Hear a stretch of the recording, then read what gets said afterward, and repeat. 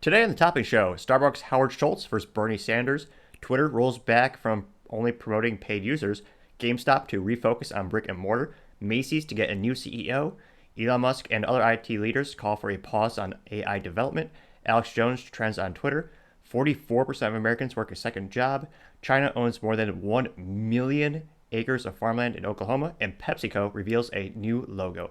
All of that and much, much more on the Topping Show.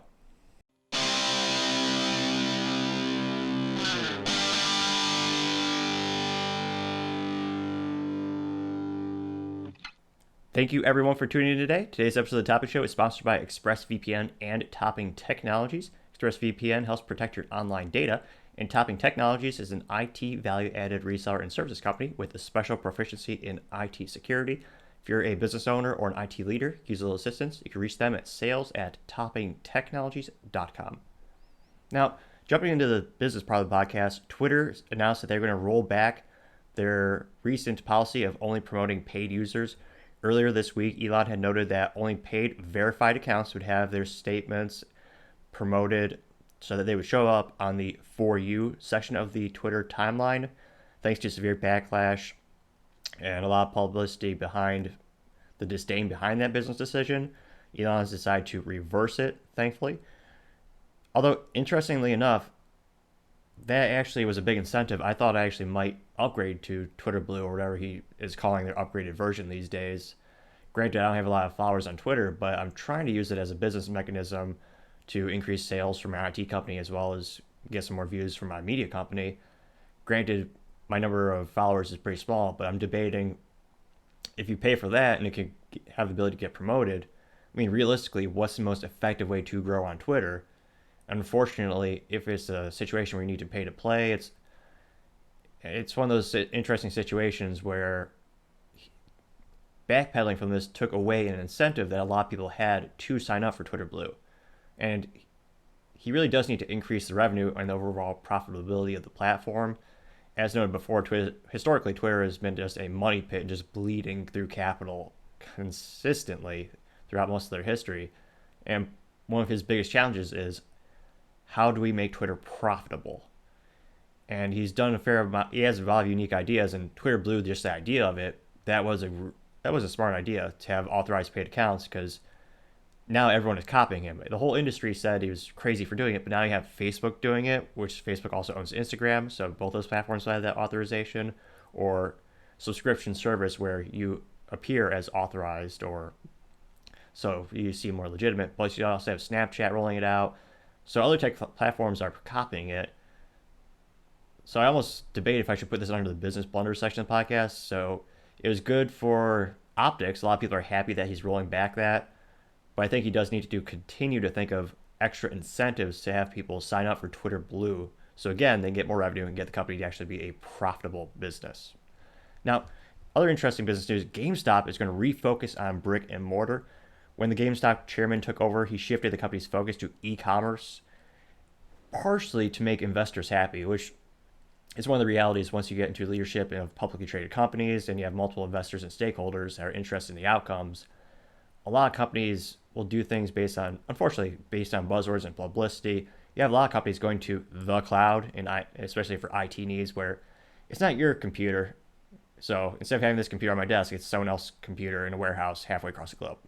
Rudimentarily speaking, simply put, that's the concept of the cloud. It's not your computer, it's not your data storage, it's someone else's somewhere else.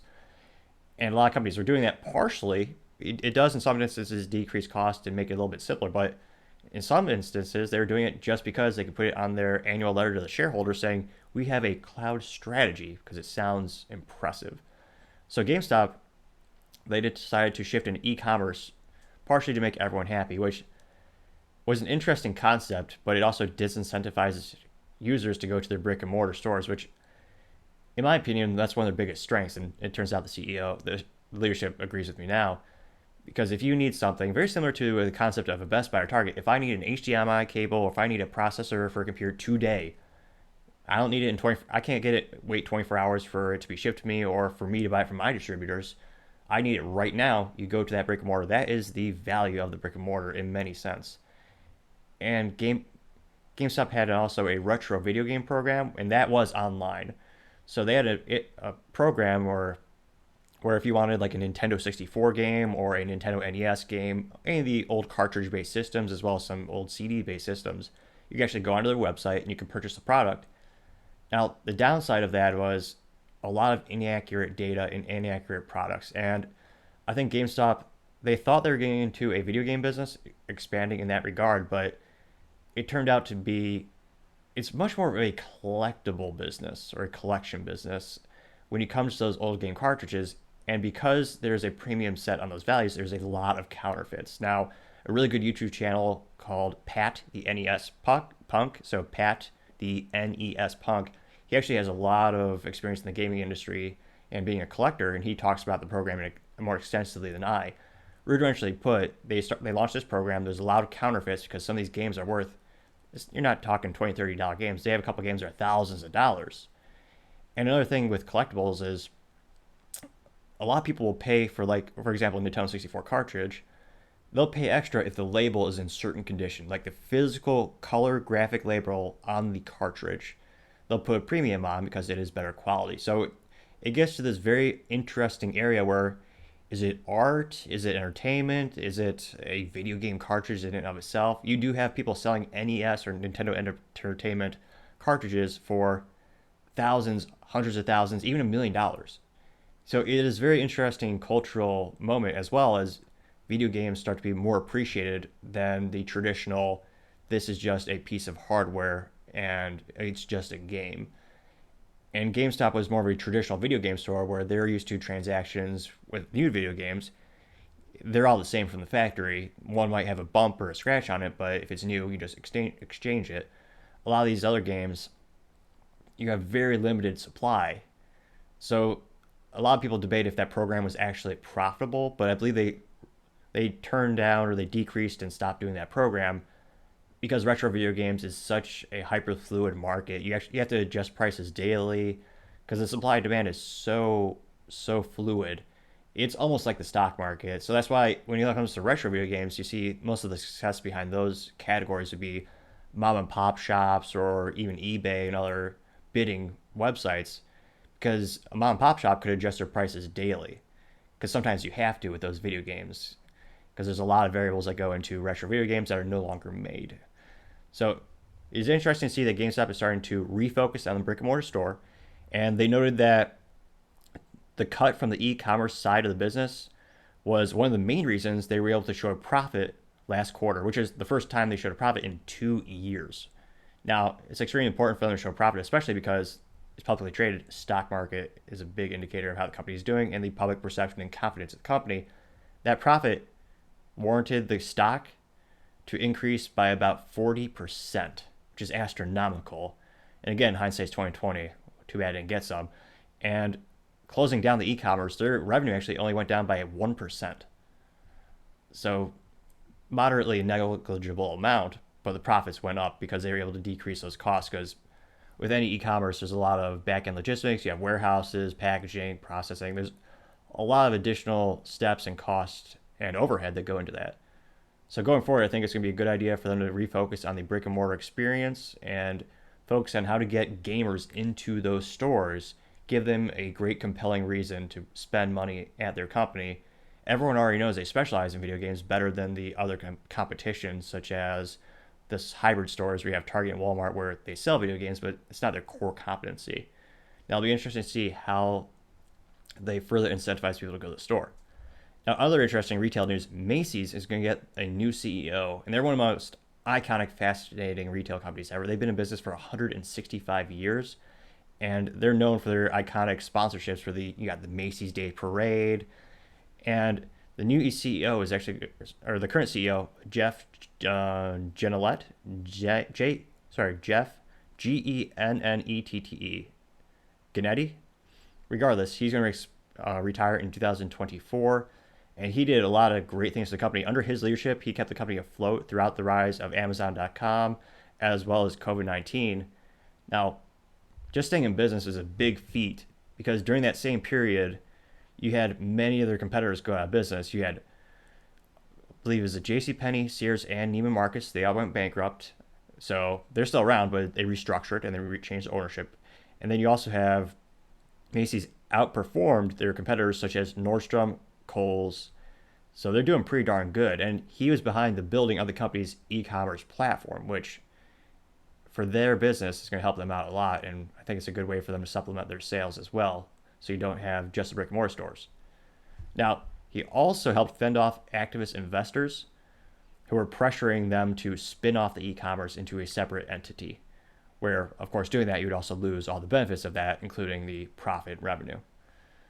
Now, it'll be interesting to see. The new CEO is coming from Bloomingdale's, which Macy's actually owns, and the new CEO has worked there for 36 years, and his name is Tony Spring, so he's got a lot of experience. He already knows some of the inner workings, so that'll probably be a great thing as well.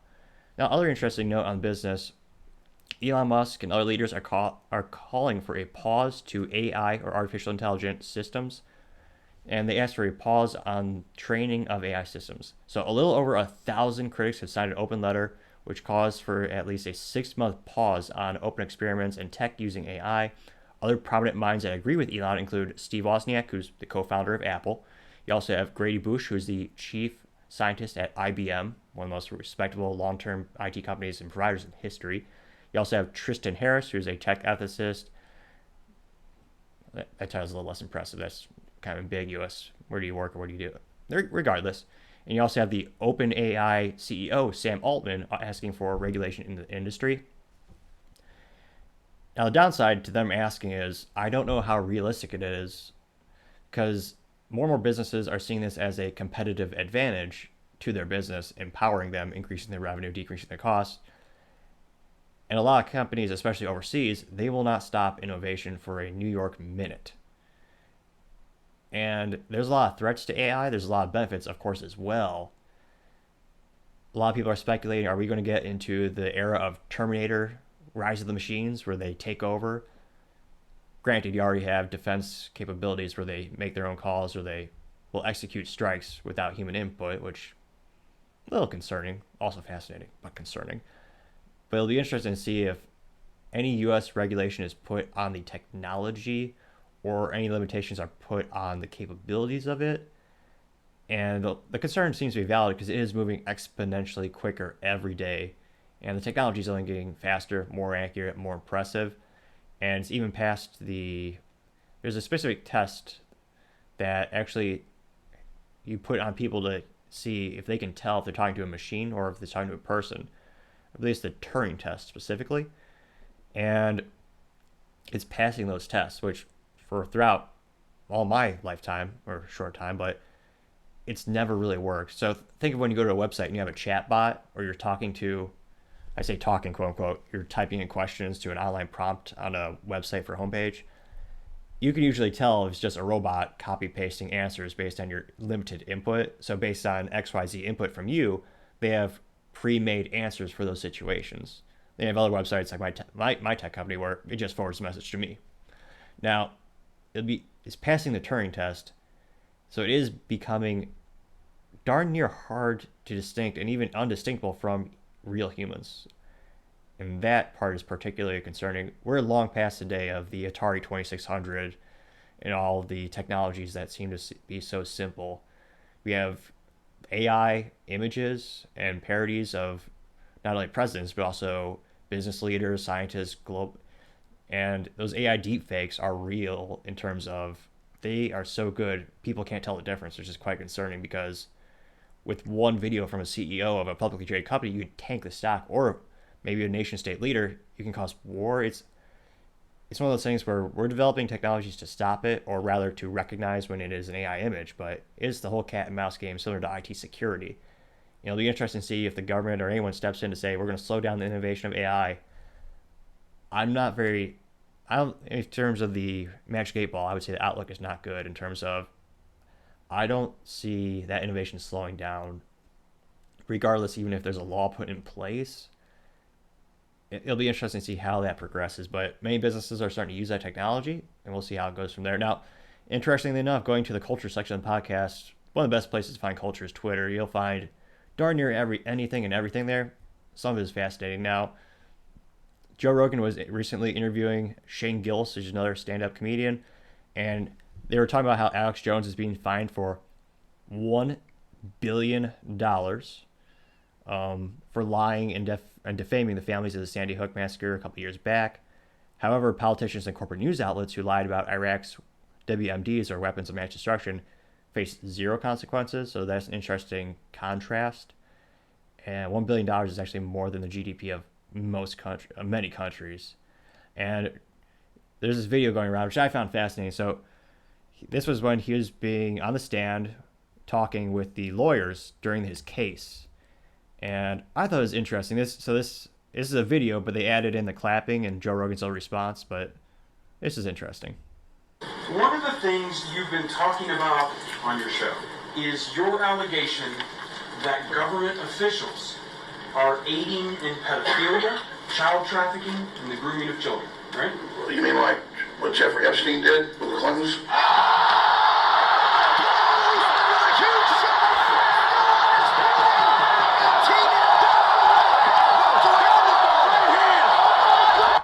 And that was extremely entertaining, to say the least. It's one of those things where he says a lot of crazy stuff, but the more concerning thing is when some of the things turned out to be true.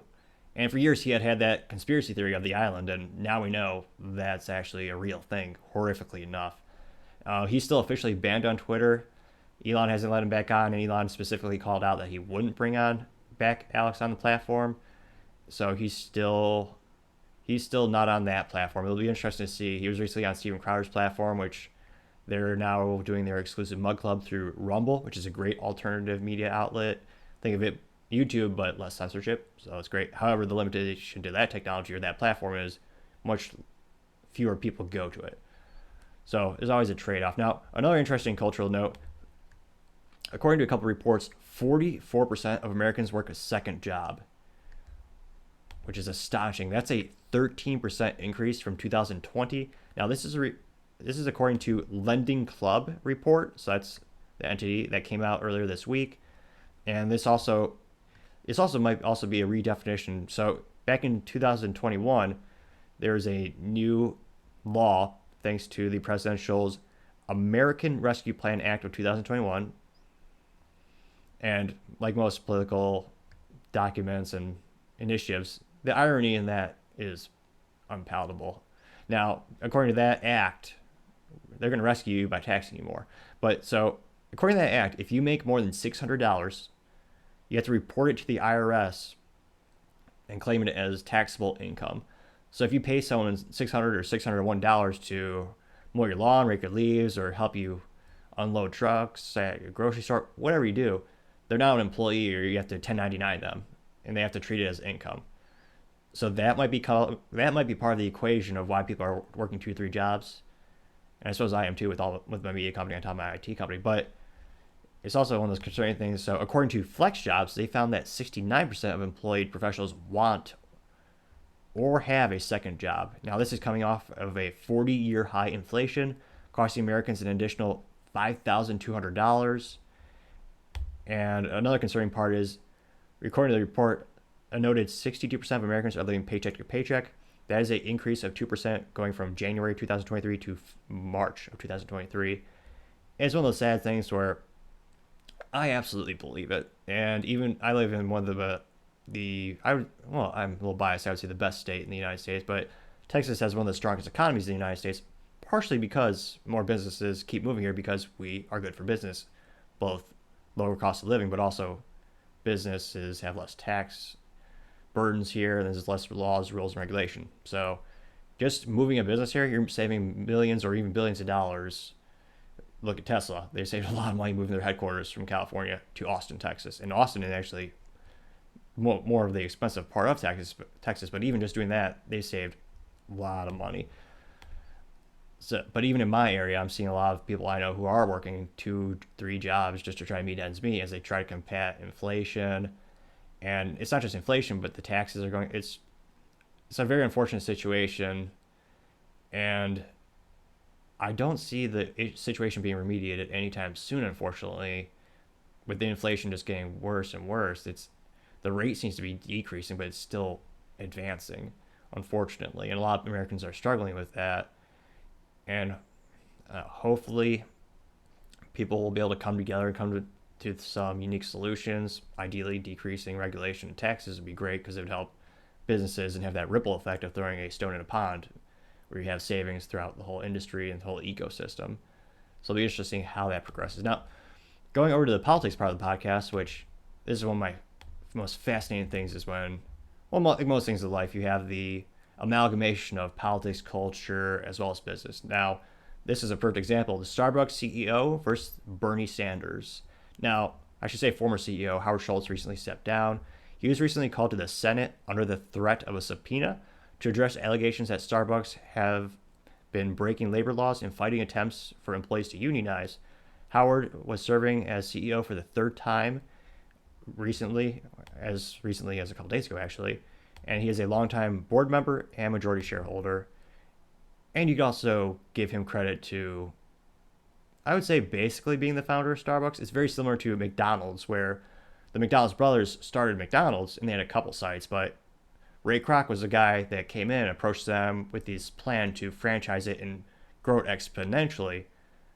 So it's one of those things where, thanks to Ray Kroc, McDonald's serves over 1 billion people a day, I believe, is the most served restaurant every day on the planet, and is one of the most successful franchise stories in history. Now, Schultz had a very similar instance where he met the founders of Starbucks a couple years in. He decided to buy them out, and he helped expand it exponentially. Now, he led the first coffee chain through a massive expansion, I believe, from 1986 to 2000, then to 2008 to 2017. And he gained prominence in 2019 when he explored running for president as an independent candidate, which, as a business owner and having a lot of those similar, I could appreciate a lot of those libertarian independent thoughts. I think that was pretty neat of him to do.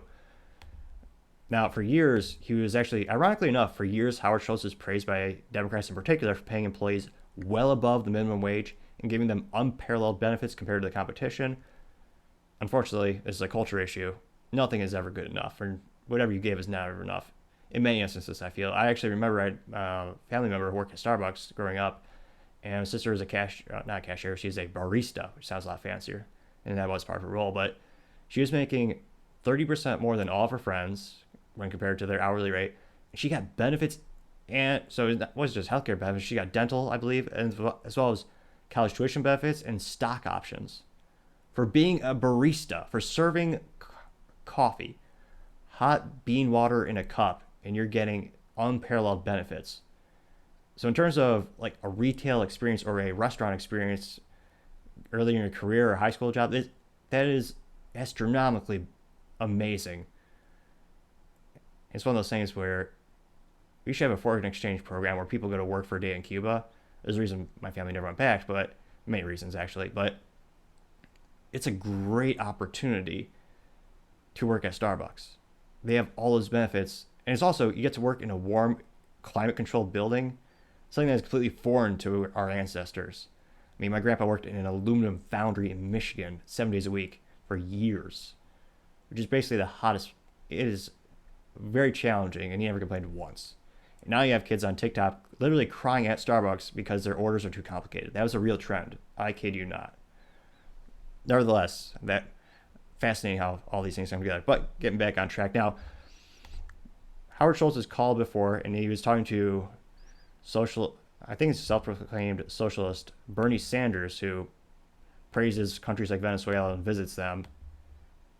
Astonishing. Now, Bernie said, quote, "Over the past 18 months, Starbucks has waged the most aggressive and illegal union-busting campaign in modern history of our country," unquote. Another quote from Bernie, he said, "The fundamental issue we are facing today is whether we have a system of justice that applies to all or whether billionaires with large corporations can break the law with impunity." Now, Howard Schultz's quote. Now, Howard Schultz's rebuttal was, quote, "Sir, Starbucks coffee unequivocally, and let me set the tone for this very early on, has not broken the law," unquote. Now, Howard Schultz also noted, "We want to treat everyone with respect and dignity. However, I have the right and the company has the right to have a preference, and our preference is to maintain the direct relationship we have with our employees, who we call partners," unquote.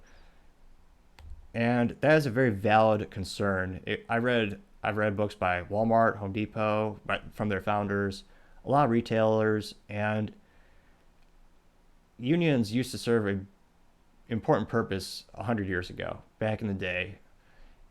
And a lot of people feel it's now a huge burden, but it's also a aggressive, combative relationship, similar to a divorce attorney or divorce lawyer. Once you get to the point, that third party has a direct incentive to hurt you. And with unions, you also drop up the price of goods sold. And also usually, I don't see it improving the customer experience. It usually increased cost, decreased performance. The United States Postal Service comes off as one of the most famous examples. Now, you also lose that direct relationship. So instead of you talking directly with your employees, having a seat at the table, you're having a third party, and that whole job of that third party is to make you bleed in many cases, physically. Hopefully it doesn't get too physical, although I'm sure their discussions get heated. But it feels less like a team and more like a combative situation. And I know there's certain situations where you might need to have a heated debate with someone, and maybe in some cases you need a moderator, but to have someone whose sole job is to only look out for one party, now you have an unbalance in the equation. You have the business, then you have the employee, and you have the union rep. And that exponentially increases costs. I remember I found it disgusting as a child being forced to join a union when I was actually at a grocery store. I didn't get any benefits about that. It was a summer job. So I was only going to be there for 6 months, so you would never get your dues back. But I had to pay dues for that, unfortunately, because of the laws of where I was working at the time. Yet another reason to leave that state. Now, it'll be interesting to see how this progresses. Now, part of the allegation, the employees at around 300 stores have voted to join Starbucks Workers United. Now, again, always quantify the data. 300 stores, that equates to around 3% of the total number of stores in the United States. Some of the controversy comes around Starbucks has shut down some of the unionized stores and fired some of the workers involved in the organizing. Now, it'd be interesting if we could see the employee track records and more of the details around the situation, because just being part of a union doesn't abdicate you from performance. We don't know if those employees were underperforming or overperforming. So again, we need more data with that specific situation. Also, closing down stores that are unprofitable is not uncommon. Again, you need to look into, is there a single variable of why they're closing down the store? Is it because of crime? Is it because of cost?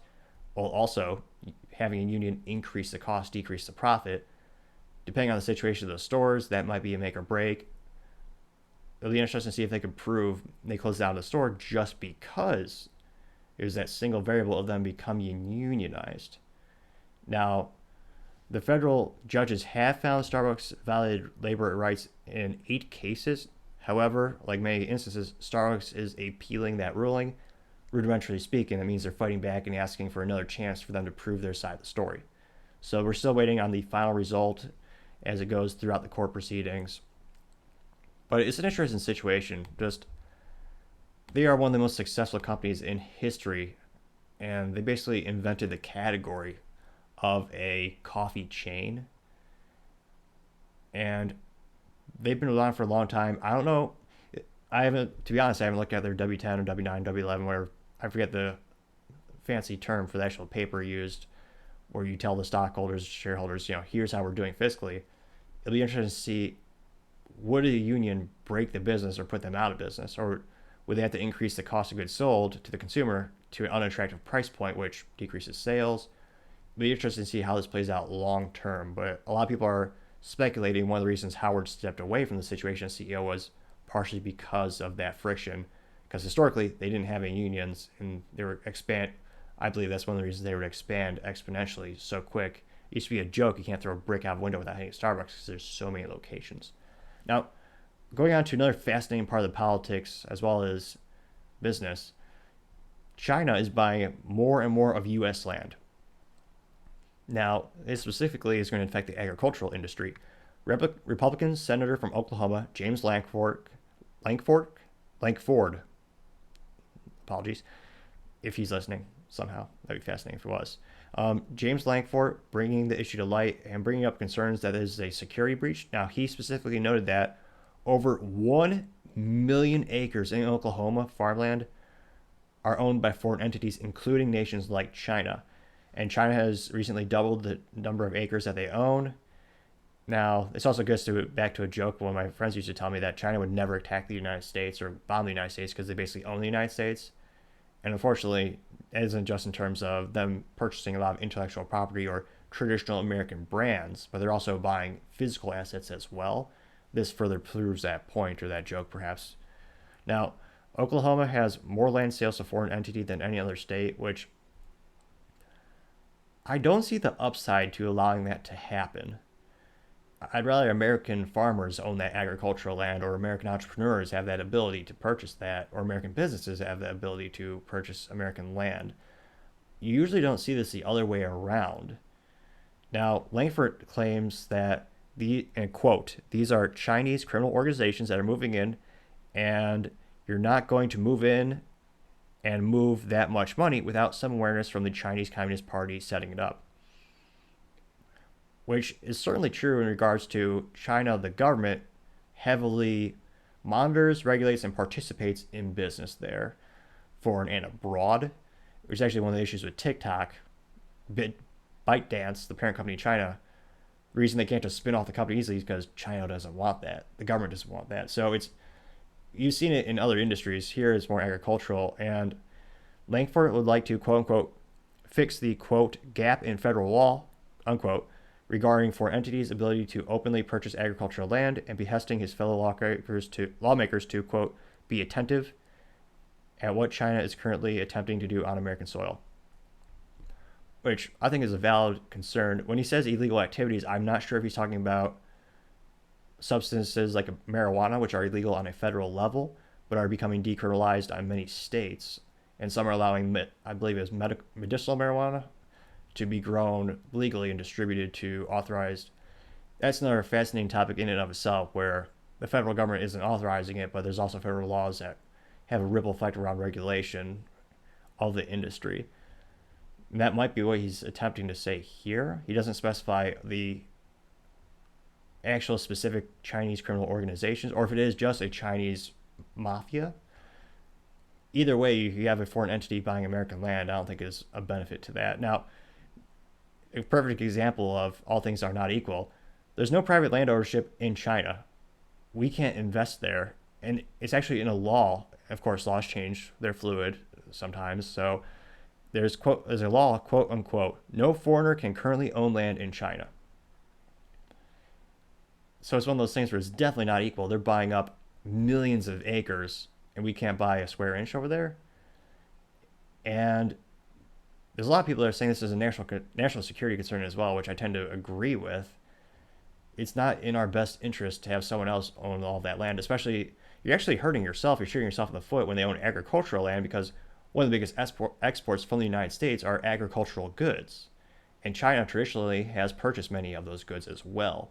So if they own land, they can just export it to itself. And of course, at a discount. It's one of those things where it's a very unusual situation. I don't understand why that's allowed to keep occurring. Now, going on to the business blunder of the day, PepsiCo unveiled a new logo.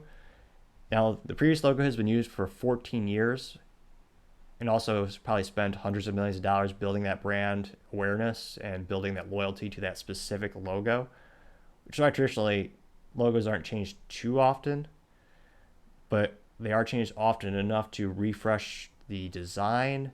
It's one of those weird things where there's a debate of how many times do you change the logo? For the longest time, Blockbuster kept the same logo. That's why people can recognize the sign behind me of many generations and many different people can recognize that same iconic tilted ticket stub logo. Now, going to PepsiCo's logo history, the first logo was in 1898, and this is a little long, but it kind of shows you the trend of how often they show it, or rather, how often they change their logo. So the first logo was in 1898, the second logo was 1905, the third logo was 1906, the fourth logo wasn't until 1940, fifth logo was 1950, sixth logo was 1962, seventh logo 1973, eighth logo 1991, ninth logo 1998, 10th logo 2003, 11th logo 2008, 12th logo 2014. And then the next one is coming out, going to be rolled out in 2024. So that kind of gives you a time frame. It seems to be, every 6 to 7 years on average, they're changing it up. And The new logo is going to be made with the PepsiCo logo that's going to be larger, and also it's going to make the red, white, and blue a little bit of a darker shade and bold the print. And in their statement, PepsiCo noted that, quote, the brand's commitment to Pepsi Zero Sugar, unquote. That's why they're having the highlights in that logo. Which, from a certain business perspective, makes sense. You have soda companies that are making more money off their bottled water and bottled non-sugar drinks than the traditional, 100-year-old Coca-Cola recipe. So it's fascinating to see those trends of consumers moving away from the traditional corn syrup infused liquid candy bars, soda, into more water, tea, and other alternative drinks that weren't originally part of the company's portfolios. So it makes sense for them to emphasize that in that regard. And they plan to roll out the new logo next year when it falls and coincides with Pepsi's upcoming 125th anniversary. But nevertheless, I still think it's a business blunder because it's a little bit different. But I just can't fathom how much money they're spending. Soda companies in particular, very similar to the alcoholic beverage industry, a very disproportionate amount of money is spent on marketing and branding when you compare it to the actual product and cost of goods sold. Very similar to the insurance industry, where it's a lot of advertising to get the name out there, and with old school or legacy beverage companies, is to keep that brand down there and to keep you associating it with, for example, energetic sporting events, which is why for it's either 100 years or darn near 100 years, Coca-Cola sponsored the Olympics, because so that you associate that brand with those exciting, with the wins, with the athletics. And just imagine how much money they spent building that brand around the old logo, or the incumbent logo that you see right now, compared to changing it in 2024. And with so much money spent on it, I can't help but think they should have kept on the logo a little bit longer, or for the 125th anniversary, maybe tweak it so it's a little bit of a old and new, or incorporate some of the older legacy aspects to it. Maybe add some of the frill or some of the fringe design, because they used to have almost like a stencil red design around it. Maybe combine the old and the new, but it's just one of those things where they kind of just kept moving forward, similar to Apple, where most of their marketing is around the newest, greatest things. They traditionally don't show a kind of a pan frame of like, here's old technology, new technology, which personally I think that's one of the most compelling advertisements, is showing the progress of technology. I think that's a really neat idea. I wish more companies did it. But nevertheless, I can't help but think that's just the business blunder of the day. But thank you so much for tuning in today. Cannot thank you enough for subscribing. Don't forget, if you'd like to see more content like this, to like, subscribe, and comment. Everyone helps. And also, don't forget to tell your family, tell your friends, tell your coworkers, heck, tell your enemies, tell anyone. Just stay safe and fight the good fight.